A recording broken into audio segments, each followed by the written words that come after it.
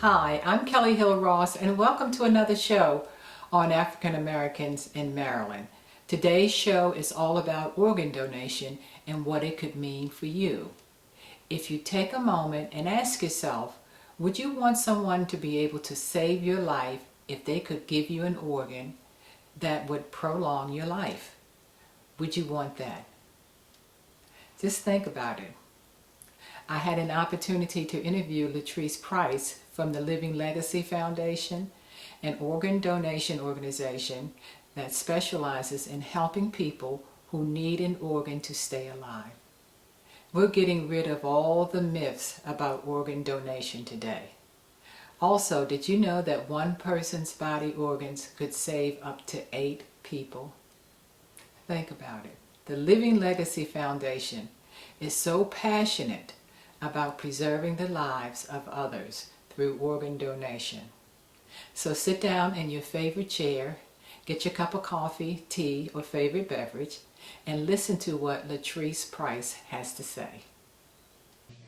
Hi, Latrice.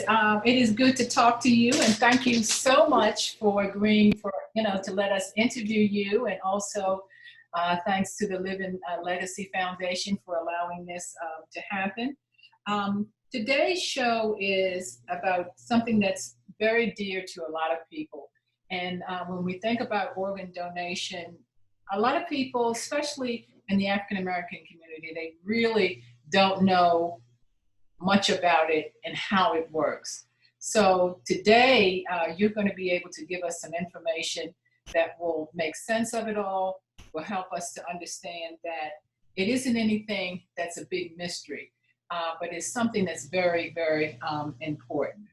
So, Latrice, I understand you're a community outreach specialist. Yeah, yes. And Hi, as Kelly. Thank you for having us, but yes. okay, and as a specialist, what is it that you actually do?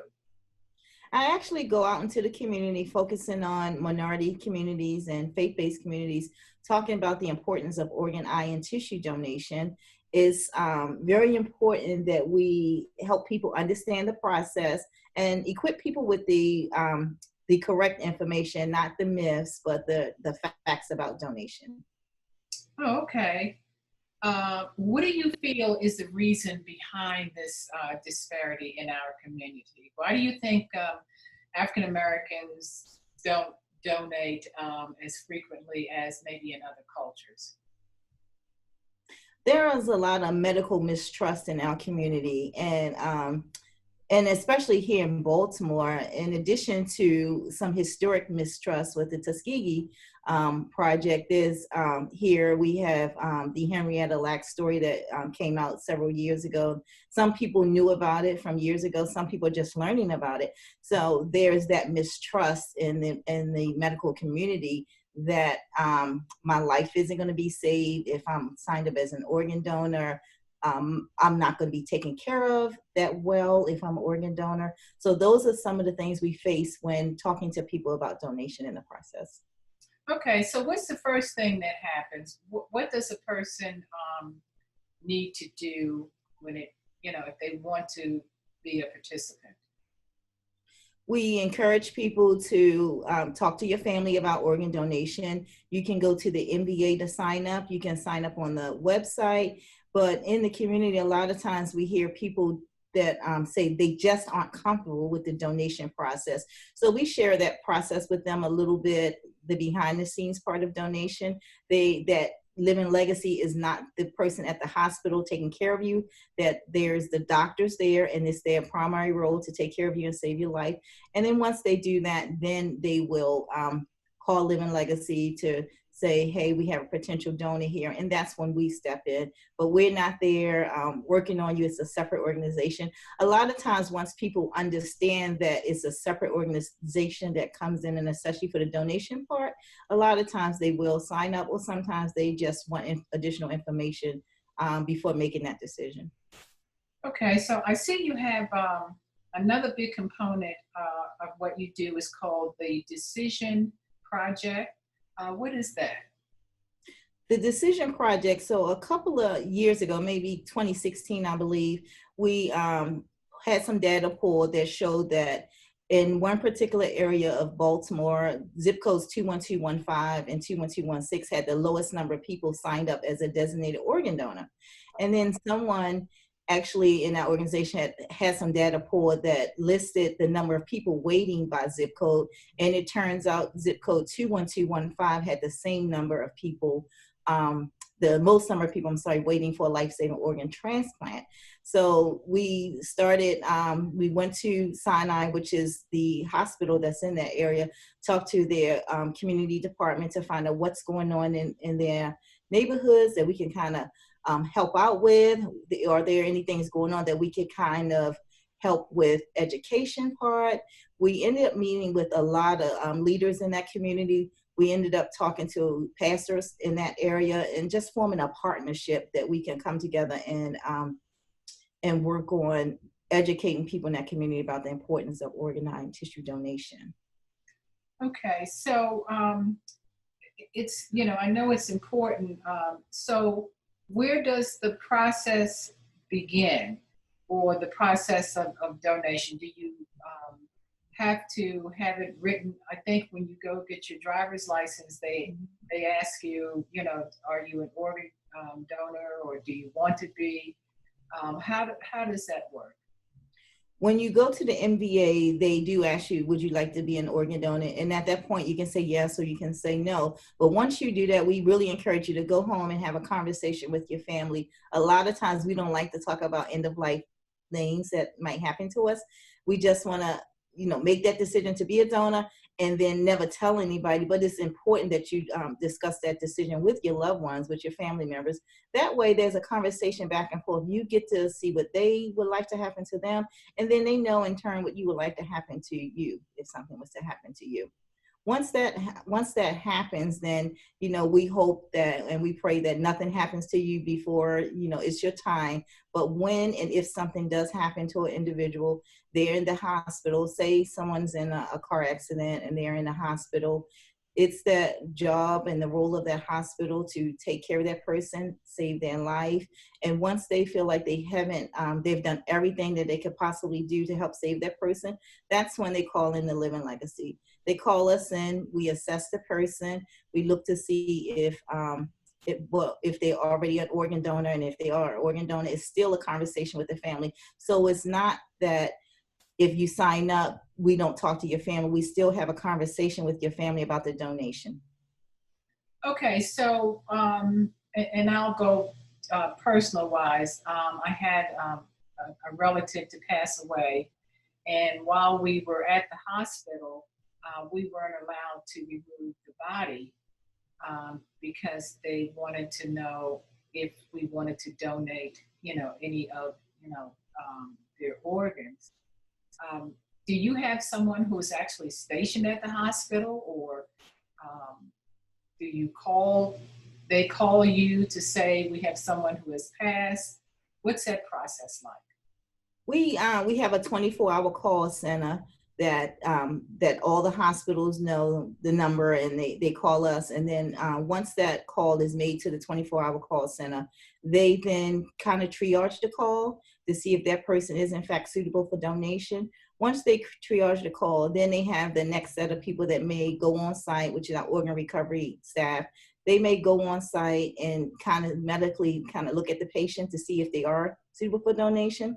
And let me back up a little bit. So there are two ways that you become a donor. Sometimes people think, well, somebody is shot on the street that they can become an organ donor. But in fact, you have to be in the hospital on a ventilator, meaning that your brain dead is not the same as being in a coma. It's irreversible, but your heart is still beating. Your heart is beating, is pumping blood through your body to help keep those organs viable for transplantation. The other form of that you can be a donor is non-heart beating donor, and that's when a family decides to make the decision to pull their loved one off of that ventilator. And if that loved one dies within a certain time frame, then that person can go on to be an organ donor, but there are only certain organs that they can recover with that process. But the family, like you said, in your case, the family is still involved in the process. We talk to the family.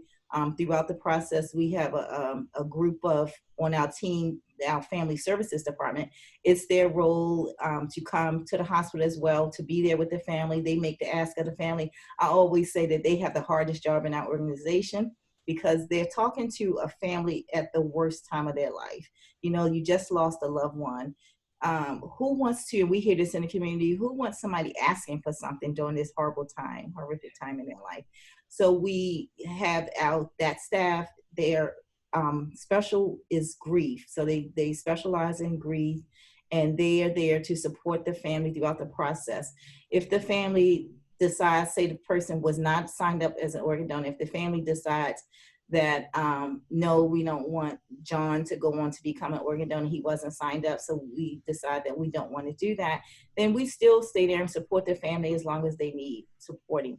If we go on with the process, we're there as long as the family is there, as long as the family feel that they need the support of Living Legacy, we have somebody that's there with them. We continue to follow the family for 2 years after the donation process as well.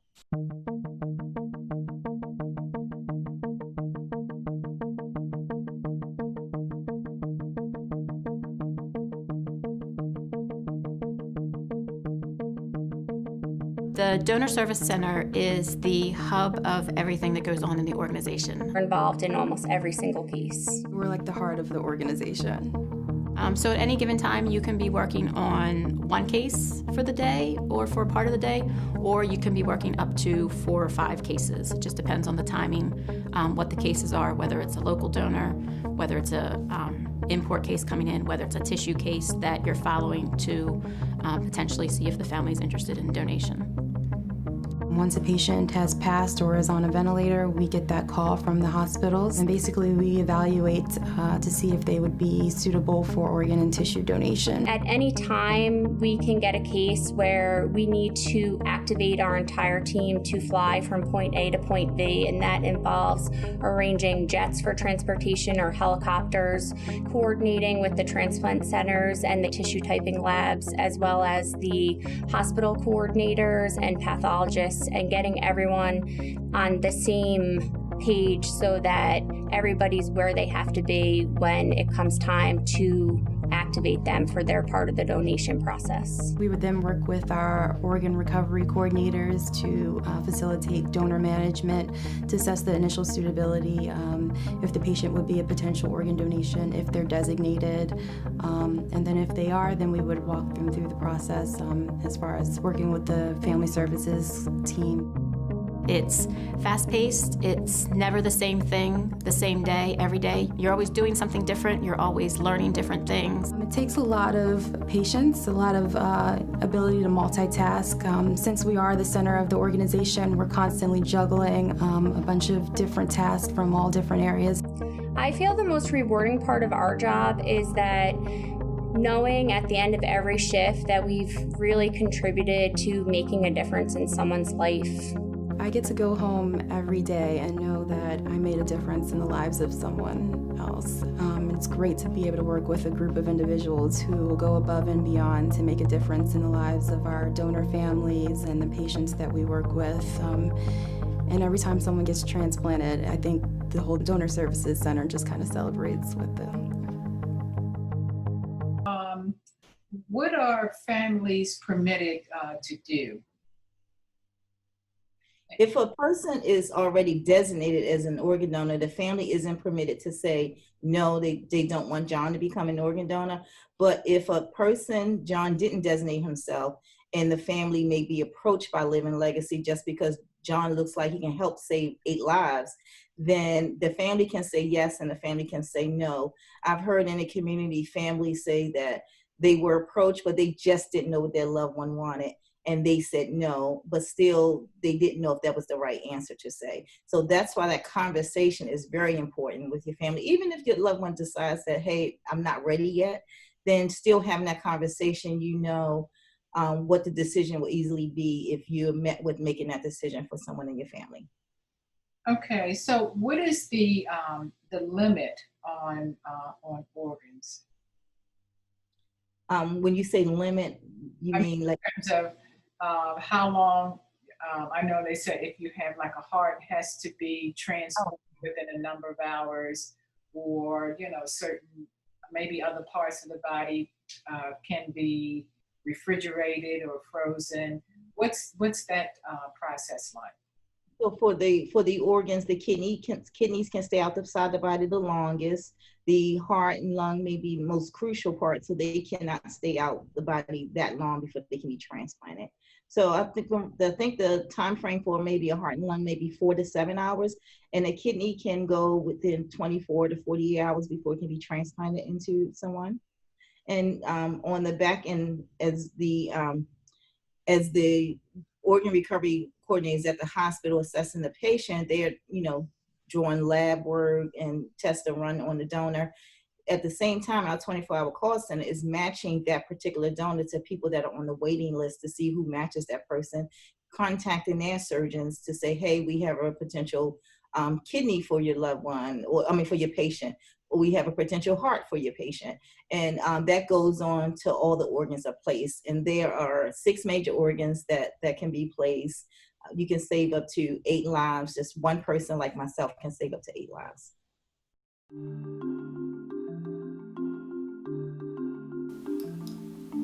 Well, in part 2 of our interview, we'll continue to talk about the Hall Wall of Fame, a tribute to those who gave. So until the next time, stay safe and God bless.